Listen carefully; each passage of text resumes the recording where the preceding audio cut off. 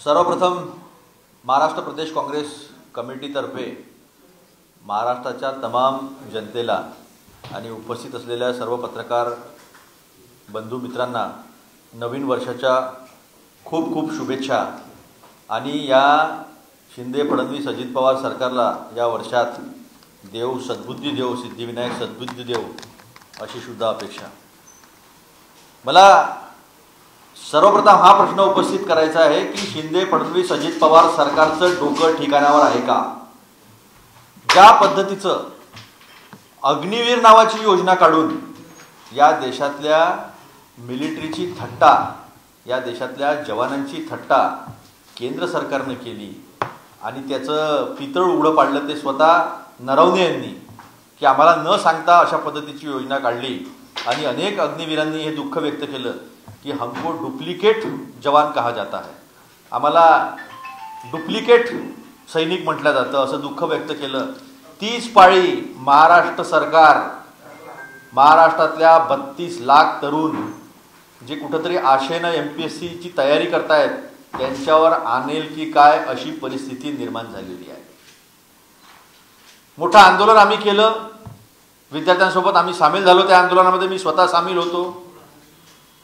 त्या आंदोलनामध्ये नवीन पॅटर्ननी परीक्षा 2 वर्षांनी पुढे ढकलली, त्याचं आम्ही स्वागत केलं की सरकारने शेवटी विद्यार्थ्यांचं ऐकलं, आम्ही जी बाजू मांडली ती सरकारला पटली।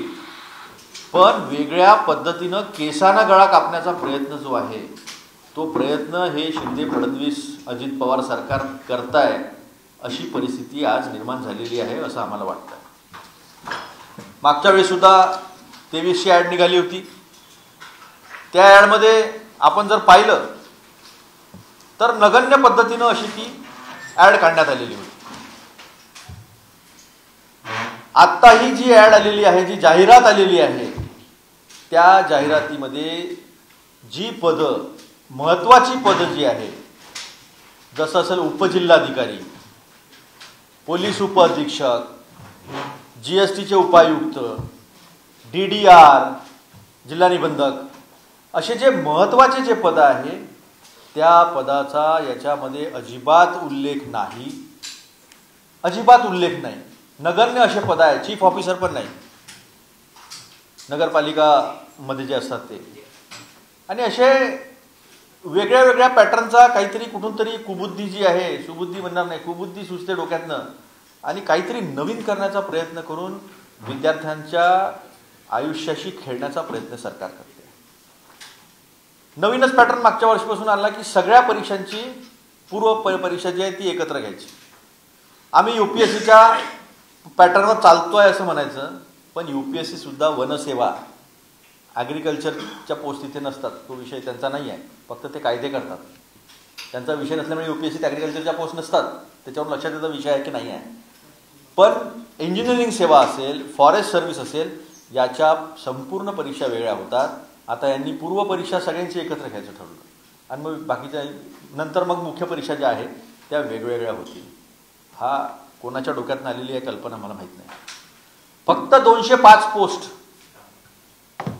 फक्त 205 पोस्ट आणि त्याही नगण्य अशा पुरवठा निरीक्षक वगैरे याला ब वर्गामध्ये वाढवलं, अपग्रेड केलं की काय मला माहीत नाही।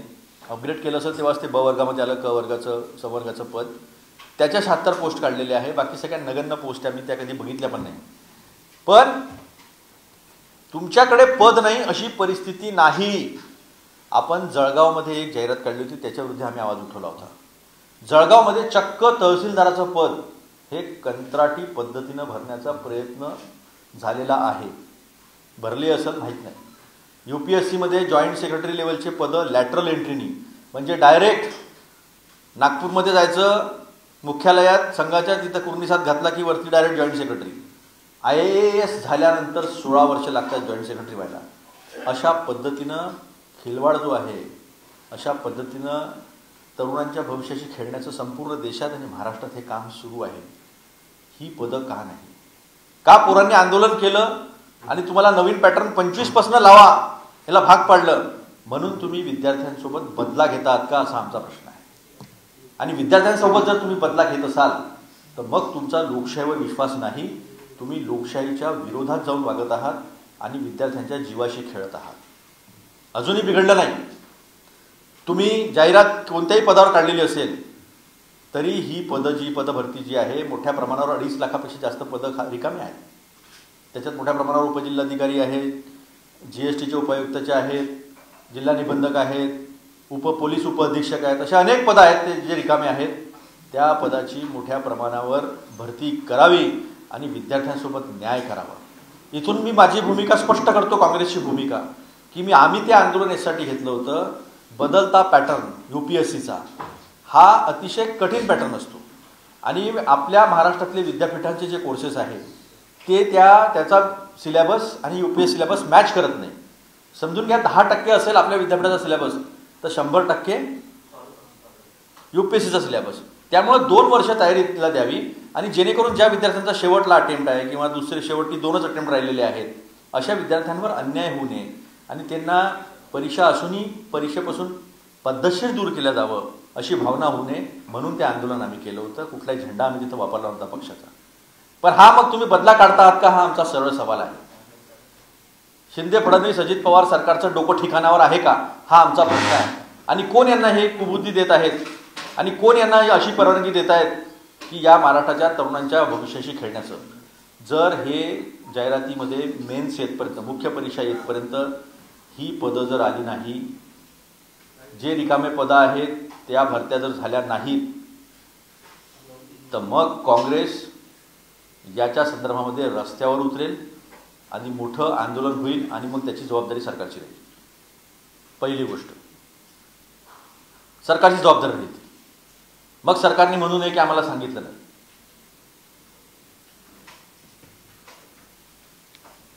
दुसरा एक अतिशय महत्त्वाचा विषय आहे. मी आपल्याला बोललो की कशा पद्धतीनं सरकारचा कारभार सुरू आहे, कशा पद्धतीनं विद्यार्थ्यांच्या जीवनाशी खेळला जात आहे. डॉक्टर बाबासाहेब आंबेडकर तंत्रशास्त्र विद्यापीठ इथं तर वेगळाच तमाशा सुरू आहे, वेगळाच तमाशा सुरू आहे. आणि सर्वात म्हणजे त्याचं ग्लेअरिंग एक्झाम्पल हे आहे की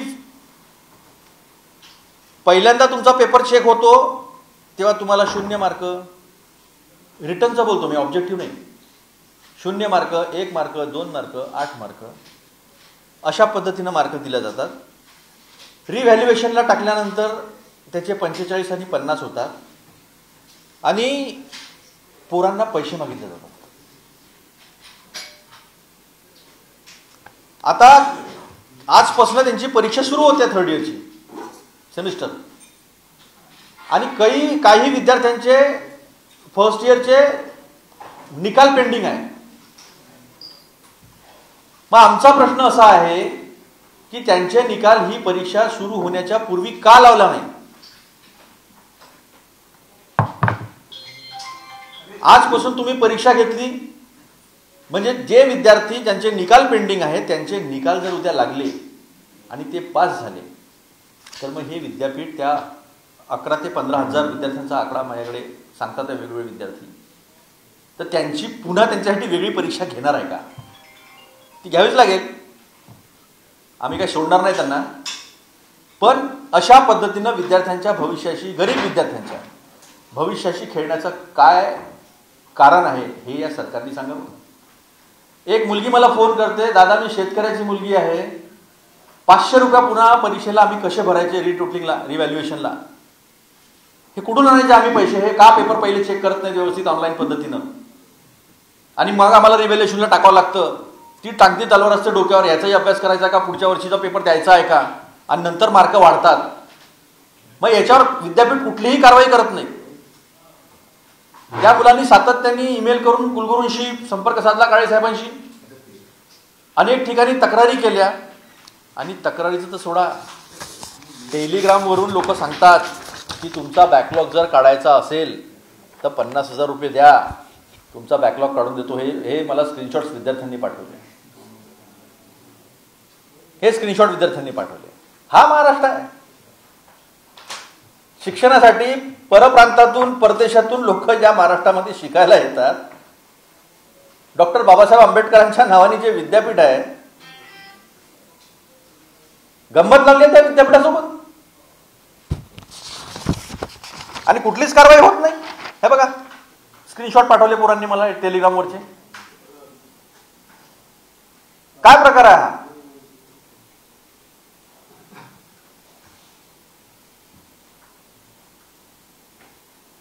म्हणजे विद्यार्थ्यांचं 1 वर्ष वाया घालवायचं, रिव्हॅल्युएशनचे निकाल लावायचे नाही, परीक्षा सुरू करून घ्यायची. हेच या जे करत आहे लोक, त्यांच्या पोरांसोबत झालं तर त्यांना हे मान्य होईल का?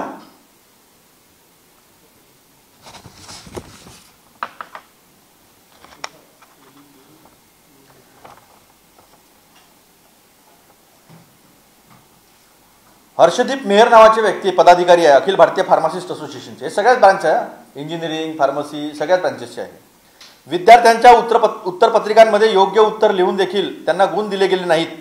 मला स्वतःला फोटोकॉपीत 21 गुण दाखवत असताना पुन्हाच्या तपासणीत 45 गुण दाखवत आहेत. ही अडचण सर्वच विद्यार्थ्यांची झाली आहे. योग्य पद्धतीने पुन्हा तपासणी केली तर योग्य पद्धतीने गुणांकन होईल, यासाठी आम्ही विद्यापीठाकडे पाठपुरावा केला. हा धंदा लावलाय का विद्यापीठाने? गोरगरिबांचे पोरं कसे बसे इंजिनियर होतात, त्याच्यानंतरही नोकऱ्या काढत नाहीत आणि मग पैसे कमवण्याचं साधन केलं आहे का? पहिले फेल करायचं. ती एक संस्था आहे, ती ह्या परीक्षा कंडक्ट करते, बायनरी सॉफ्टवेअर कंपनी. ही बायनरी सॉफ्टवेअर कंपनी परीक्षा कंडक्ट करते आणि त्यांच्यामधला एक दीपक पाटील नावाचा अधिकारी आहे. त्यांनी 50,000 रुपये मागितले पेपर क्लिअर करायला. एका विद्यार्थ्याचे वडील आहेत, शेख हारून शेख सुभान हा विद्यार्थी आहे. त्याचे वडील आहे शेख हारून शेख सुभान, याचे वडील आहेत. यांनी ॲफिडेविट करून दिलेला आहे की 50,000 रुपये जे आहे ते सरळ सरळ क्लिअर करायला मागितले. हे ॲफिडेविट आहे, मी देतो तुम्हाला. त्यांनी पाठवलं मला हे ॲफिडेविट. हे ॲफिडेविट आहे, त्यांनी लिहून दिलं की माझ्याकडनं 50,000 रुपये मागितले. ते नंतर अँटी करप्शन ब्युरोच्या ऑफिसमध्ये गेले.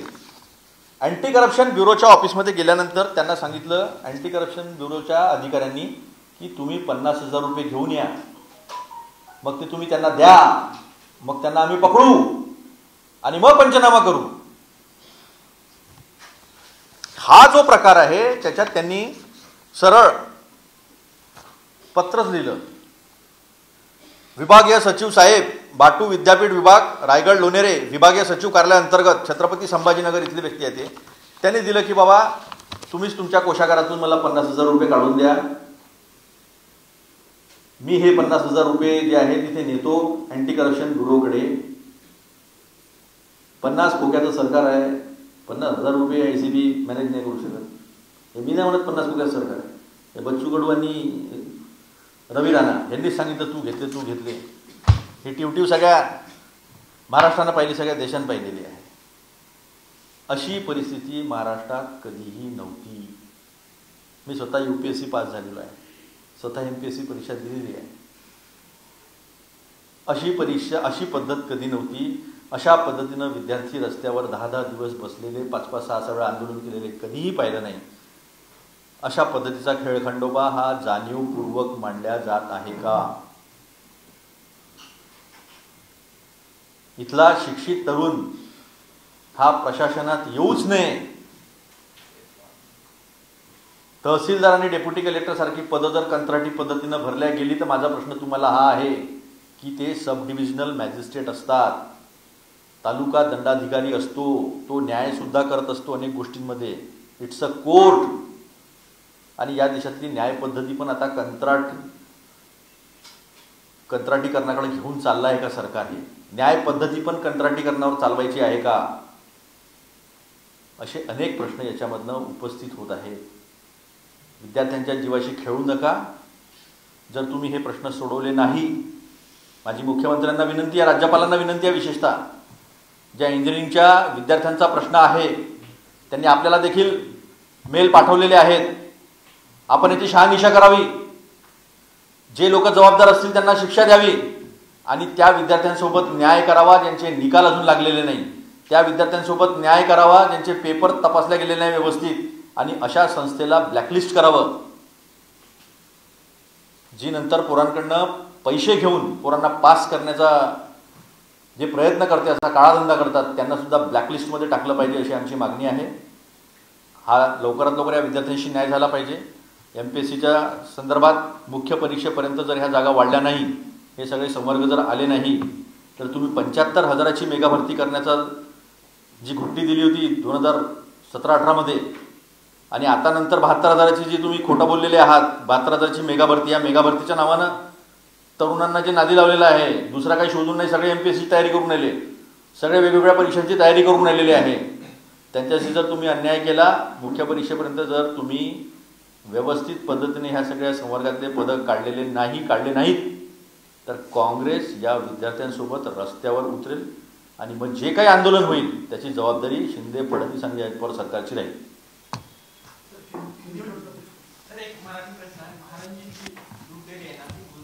अरे थांब रे बाबा, ते हा खूप महत्त्वाचा विषय आहे. महाराष्ट्रामध्ये अनेक विद्यार्थ्यांचं आणि परीक्षांसाठी तयारी करण्याचं मानंदाला मी वेगळी बाईट देतो. हे हिंदी में पता नहीं.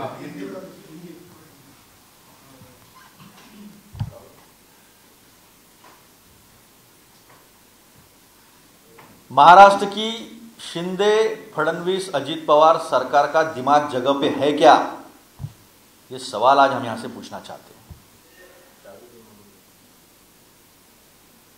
सारी महत्वपूर्ण प्रशासनिक नौकरियों को कॉन्ट्रैक्ट बेसिस पर करने का ये षड्यंत्र रचा जा रहा है, ऐसे हमें आशंका है. 2 साल पहले यहां के विद्यार्थियों ने एक बड़ा आंदोलन खड़ा किया था. MPSC का नया सिलेबस UPSC की तर्ज पर करने की जो कोशिश की गई थी, उसे किसी ने विरोध नहीं किया था, लेकिन जिनके 1 या 2 अटेम्प्ट बचे थे, उनके लिए ये वास्तविक रूप से संभव नहीं था, इसलिए उसे 2025 से लागू किया जाए, ये आंदोलन किया गया था, जो सरकार ने मान भी लिया था, जिसका स्वागत कांग्रेस ने किया था. कांग्रेस उस आंदोलन में विद्यार्थियों के साथ रास्ते पर खड़ी थी, मैं खुद खड़ा था उसमें. लेकिन उसका बदला निकालने के लिए कई सरकार ने पिछली जो ऐड आई थी उसमें भी बहुत कम पद निकाले थे, और अभी जो ऐड आई है उसमें तो हद कर दी. Deputy collector, DYSP, assistant commissioner sales, GST, state GST, district deputy registrar, ये जो महत्वपूर्ण आस्थापनाएं हैं, पद है, इसका कहीं उल्लेख ही नहीं है. फूड इंस्पेक्टर जैसे पोस्ट को अपग्रेड कर B ग्रेड में लाकर उसकी कुछ पद है और 205 ही पद दिए गए हैं. कॉन्ट्राडिक्शन सबसे बड़ा यह है कि कुछ दिनों पहले जलगांव में कॉन्ट्रैक्ट बेसिस पर तहसीलदार की पोस्ट की ऐड निकली थी. जो तालुका दंडाधिकारी होता है, taluka magistrate, deputy collector sub divisional magistrate होता है, कई मामलों में उन्हें न्याय देना पड़ता है, क्वासी जुडिशियल अथॉरिटीज है वो भी अगर कॉन्ट्रैक्ट बेसिस पर जाने लगे तो फिर इस महाराष्ट्र का प्रशासन चलेगा कैसे? कॉन्ट्रैक्ट बेसिस पे जिन्हें कोई जिम्मेदारी नहीं है, जिन्हें कोई अकाउंटेबिलिटी नहीं है, कोई लाइबिलिटी नहीं जिनकी, वो लोग न्याय करेंगे लोगों के साथ, वो लोग जमीन के मसले हल करेंगे.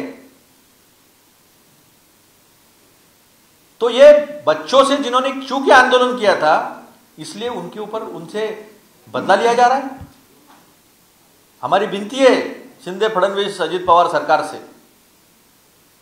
कि जब मेंस आएगी, मुख्य परीक्षा जब आएगी, उसके पहले अगर ये पोस्ट अगर बढ़े नहीं, तो हम ये समझेंगे कि जिस तरह से अपने रेजिम में जब देवेंद्र फडणवीस जी मुख्यमंत्री हुआ करते थे महाराष्ट्र के, उन्होंने जो 75,000 की मेगा भर्ती का लॉलीपॉप दिया था, अभी और उतने ही पदों का 75,000 पदों का लॉलीपॉप दिया है, वो केवल इस महाराष्ट्र की युवाओं की दिशा भूल करने की कोशिश है, यही सिद्ध होगा. अगर मेंस एग्जाम तक, मुख्य परीक्षा तक ये सारे पद अगर बढ़ते नहीं हैं, तो फिर कांग्रेस इन बच्चों के साथ बहुत बड़ा आंदोलन महाराष्ट्र में खड़ा करेगी, और फिर उसकी जिम्मेदारी शिंदे, फडणवीस, अजित पवार सरकार को लेनी पड़ेगी. इसमें हम छोड़ेंगे नहीं. दूसरा अहम एक मुद्दा है, डॉक्टर बाबा साहब आम्बेडकर टेक्निकल यूनिवर्सिटी जो है उसने तो हद ही कर दी है। फर्स्ट ईयर क्लियर जब तक नहीं होता तब तक थर्ड ईयर की एडमिशन नहीं मिलती है। लेकिन फर्स्ट ईयर के जो रिवैल्यूएशन के रिजल्ट अब तक आए नहीं है, पेंडिंग रिजल्ट है, वो बच्चे एग्जाम नहीं दे पा रहे थर्ड ईयर की। और कई जगह ऐसी बातें सामने आई कि ऑनलाइन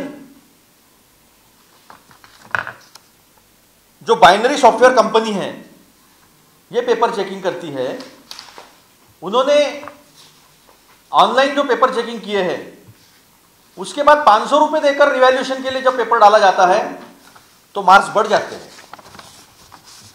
75 मार्क का पेपर सारे स्ट्रीम्स में, इंजीनियरिंग, फार्मेसी, सारे स्ट्रीम्स में पेपर लिखने के बाद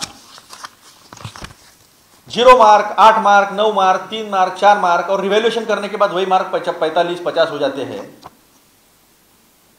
तो ये किसका षड्यंत्र है? क्या ये पैसे कमाने का धंधा किया जा रहा है?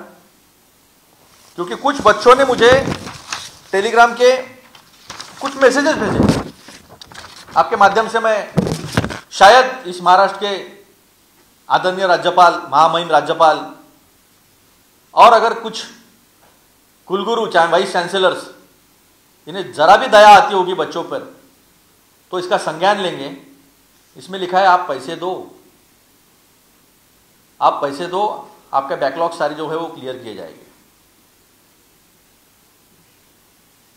जिस तरह से डुप्लीकेट सिपाही पैदा किए जा रहे हैं अग्निवीर के नाम पे, उस तरह से क्या ये डुप्लीकेट इंजीनियर्स तैयार करने की कोशिश हो रही है? सही मार्क न देकर पैसे कमाने का धंधा किया जा रहा है विश्वविद्यालय को, ऐसी आशंकाएं उपस्थित होती है। सबसे बड़ी बात तो डिपार्टमेंट की है। आदरणीय उप मुख्यमंत्री जी महाराष्ट्र के गृह मंत्री भी है, उनके डिपार्टमेंट की भी बात बता दूं। गार्डियंस की अवस्था क्या है देखो, बच्चों के माँ बाप की अवस्था क्या है। शेख हारून शेख सुभान, ये एक विद्यार्थी के पिताजी है, इन्होंने स्टैम्प पेपर पर लिख के दिया है मुझे पैसे मांगे गए। उस व्यक्ति के पास 50,000 नहीं थे, चूंकि एसीबी ने कहा, एंटी करप्शन ब्यूरो ने कहा कि आप 50,000 रुपए की कैश लेकर आइए, वो कैश आप दीजिए जिसने मांगे उसे, और वो अगर वो तब हम पकड़ेंगे फिर उसका पंचनामा करेंगे। फिर उन्होंने विश्वविद्यालय के अधिकारियों को खत लिखा कि भैया मुझे 50,000 दो आपके ट्रेजरी से, कोषागार से, मैं वो दूंगा एसीबी को, एंटी करप्शन ब्यूरो को, अधिकारियों को, और उसके बाद एक्शन होगी। क्या करें ऐसे लोगों का? कहां जाएंगे वो विद्यार्थी?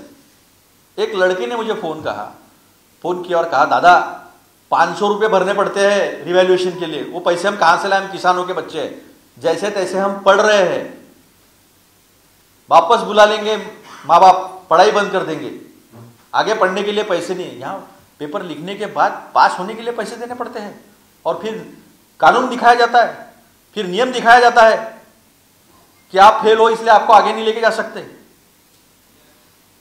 तो विश्वविद्यालय की तरफ से जो गलती हुई है वो गलती सुधारना किसका काम है, और कौन कौन इसमें इन्वॉल्व है, और उनके ऊपर क्या एक्शन होने वाली है, ये बात भी बताना चाहिए। हमारी विनती है आपके माध्यम से महामहिम राज्यपाल जी को, इसका संज्ञान ले, जो भी दोषी है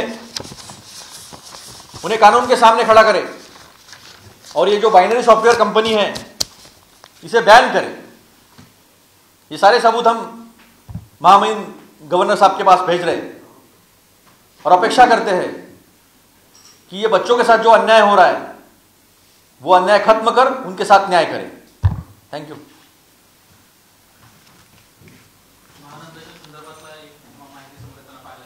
ह्याच्यात पुन्हा प्रश्न नाही विचारायचे ना, एमपीएससी आणि हे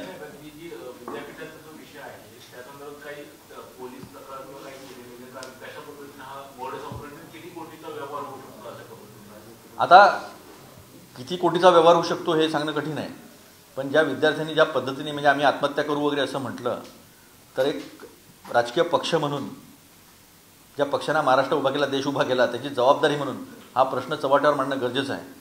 त्यामुळे मी याचा पैशाचा क्वांटम किती आहे, कोणी किती दिले, हे ॲफिडेविट देतो एक पॅरेंट.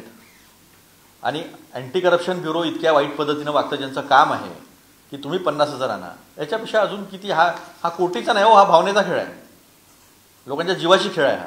ह्याची पैशात किंमत होऊच शकत नाही. हो, पुरावे आहे ना. हा विद्यार्थी जेव्हा सांगतो की तुम्ही बघा, तुम्ही रिव्हॅल्युएशन केल्यानंतर इंजिनिअरिंगचे पेपर्स आहेत, फार्मसीचे पेपर्स आहेत, अशी नाही की इतिहासाचे आहे की मराठी लिटरेचरचे आहे, एखाद्याला एखादा विषय पटला नाही पटला. दिस इज बेसिक सायन्स. बरोबर आहे तर बरोबर आहे, चूक आहे तर चूक आहे. आणि प्रायव्हेट कंपनी पेपर चेक करते, मग हे लेक्चर कशाचे पैसे घेतात?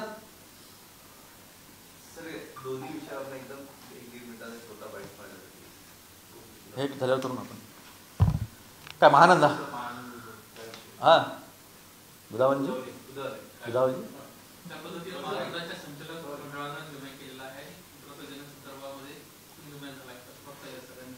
नाही, काही नाही. आता मंत्रालय जे आहे ते गुजरातमधनं चालवायचं छानपैकी, तिथनं निर्णय होतील आणि आपले मुख्यमंत्री त्याच्यावर सहाय्य करतील. मग आपण या मुख्यमंत्र्यांचं फक्त टायटल बदलू. सयाजीराव मुख्यमंत्री महाराष्ट्र, सयाजीराव उपमुख्यमंत्री 1 महाराष्ट्र राज्य, सयाजीराव उपमुख्यमंत्री 2 महाराष्ट्र राज्य, अजून 2-3 जर केलेत तर त्यांचं मग 3-4 सयाजीराव करून करू आपण. अरे ज्या महाराष्ट्राच्या सहकार चळवळीने देशाला दिशा दिली, ज्या सहकार चळवळीने आर्थिक विषमता कमी केली, हा अवर्षण प्रवणग्रस्त जो भाग आहे या भागामध्ये क्रांती केली. मग दुधामध्ये असेल, मच्छीमारीमध्ये असेल, साखर कारखान्यांमध्ये असेल, ऊसामध्ये असेल, त्या महाराष्ट्रासोबत कुठला बदला घेतात आहे. आणि सर्वात वाईट गोष्ट अशी आहे की महाराष्ट्रातले राजकारणी कुर्निसात घालतात, दिल्लीच्या दरबारासमोर वागतात, प्रश्न विचारता येत नाहीत. आम्ही कुठलाही उद्योग जाऊ देणार नाही असं करून सगळे उद्योग चालले ना नका घालून तुमच्या. दिल्लीतून निर्णय होता, तुम्हाला कोणी विचारत पण नाही आहे. शेतकऱ्याच्या खरीपाचे नुकसान भरपाई काय झालं तुमचं? NDRF रबीची पण नाही. एक उद्योग चालला. आता पानबुडीचा गेला म्हणतात, टेस्लाची इच्छा इथे होती तोही गेला, चालला म्हणतात. वेदांता फॉक्सकॉन गेलाच, बल्क ड्रग गेलाच, आमच्या नागपूरमधला टाटा एअर बसचा गेलाच. रामदेव बाबांनी तिथं काहीतरी 1-2 शेड टाकलेले आहे. संत्रे वाट पाहतात, झाडाला अडकू नये बिचारे, की कधीतरी रामदेव बाबा येतील आणि आपला उपयोग करतील, इथं उद्योग उभा करतील. कारण शेतकऱ्यांनी 25 लाखाची जमीन, 1.5 करोडची जमीन, 1.25 करोडची जमीन ही 25 लाखाला त्यांना दिलेली आहे. ते संत्र बिचारे वाट पाहून आले, कधीतरी आपल्यासोबत न्याय होईल. सांगितलं होतं गडकरींनी खूप, असं करीन तसं करीन. दुसरा सुद्धा मुद्दा आहे की राष्ट्रवादीचे आमदार सत्तेत सहभागी झाले, काही दिल्लीत पूर्णपणे फोडून सत्तेत सहभागी झाले. आता सातत्यानं सत्ताधाऱ्यांनी सांगितलं जात आहे की काँग्रेसचे सुद्धा आमदार आमच्या संपर्कात आहे, काँग्रेस सुद्धा फोडून आमच्या. लोकांची मागणी आहे ह्यांना पण सगळ्यांना गुजरातमध्ये घेऊन जा, अजून 50-50 खोके घ्या, पण ह्यांना सगळ्यांना गुजरातमध्ये घेऊन जा, नवीन लोक निवडून येतील. त्यांनी काय फरक पडणार नाही. जनता कोणासोबत आहे? जनतेने 2.5 वर्षाचं राज्य पाहिलं, महाविकास आघाडीचं. कोरोना काळातलं राज्य पाहिलं. म्हणजे धारावीसारखी लोकवस्ती, घनदाट लोकवस्ती, त्या लोकवस्तीच्या मध्ये कोरोना ज्या पद्धतीनं हँडल केला महाराष्ट्र सरकारने, त्याचं कौतुक WHOने केलं. त्याचं कौतुक स्वतः करावं लागलं म्हणजे मोदींच्या सरकारला. पण नंतर ते खोटं बोलत होते, केलं नाही. त्या काळामध्ये दुधाचं संकलन कसं केलं, या सगळ्या गोष्टी ज्या आहे. उद्योगधंद्याची वाढ झाली असा रिपोर्ट आहे. उद्योगधंद्याची वाढ त्या 2.5 वर्ष सर्वात जास्त झाली असा रिपोर्ट आहे. हे एवढं सगळं लोकांनी बघितलेलं आहे. 19,000 कोटीची कर्जमाफी केली, 33 लाख शेतकऱ्यांची. अभ्यास करत नाही बसलो आम्ही. 62 कॉलमचा फॉर्म नाही काढला. नवरा बायकोला उभं राहा, फोटो काढा, सही करा, अंगठा लावा, भाऊ नोकरीत आहे का, कॉन्स्टेबल आहे का, पंचायत समितीवर आहे का, ग्रामपंचायत सदस्य आहे का, असले फालतूचे प्रश्न नाही विचारले. सरळ कोड 7-12 होता, त्यांना 2 लाख कमी झाले. तर गव्हर्नन्सचं मॉडेल जे आहे ते लोकांसमोर आहे. त्यामुळे हे सगळे अरबी समुद्राच्या मार्गाने बुडवतील सगळे तिकडं गुजरातकडे.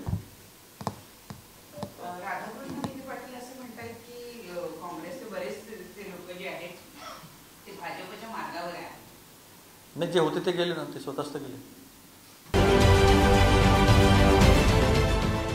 देश विदेशातील प्रत्येक घडामोडींचे लाईव्ह अपडेट मिळवण्यासाठी आता साम टीव्हीच्या सर्व सोशल मीडिया प्लॅटफॉर्मला लाईक, फॉलो आणि सबस्क्राईब करा.